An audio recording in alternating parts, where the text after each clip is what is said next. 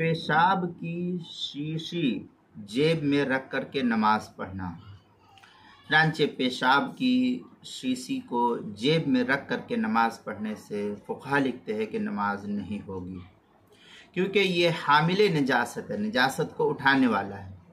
جیب سے پیشاب کی شیشی جو رکھی ہوئی ہے جیب کے اندر، اس کو نکال دے اور پھر اس کو نکال کر کے نماز پڑھے، اور اگر رکھ کر کے ہی نماز پڑھی ہے تو یہ نماز نہیں ہوگی، دوبارہ پڑھنا اس نماز کو لازم اور ضروری ہوگا۔ اسی طریقے سے دوسری جو تمام نجاستیں ہیں ان تمام کا حکم فقہا نے یہی لکھا ہے۔ چنانچہ البحر الرائق میں ہے وَلَوْ صَلَّى وَفِي كُمِّهِ قَارُورَ مَضْمُومَةٌ فِيهَا بَوْلٌ لَمْ يُجِزْ صَلَاتُهُ، اس طریقے کے الفاظ جو البحر الرائق جلد نمبر 1 صفحہ نمبر 267 باب شروط الصلاح جو HM سعید کراچی پاکستان کا چھپا ہوا نسخہ اس کے اندر۔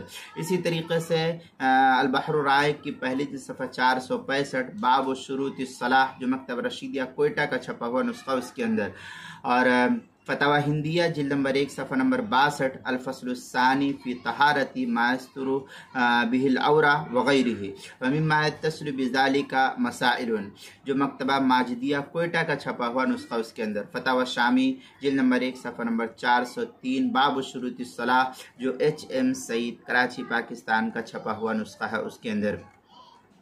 اسی طریقے سے نماز کے مسائل کا انسائکلوپیڈیا اس کے جلد نمبر 1 صفحہ نمبر 284 حروف تہجی پا، عنوان ہے پیشاب کی شیشی، اس کے تحت جو ہے اس مسئلے کو نقل کیا گیا ہے۔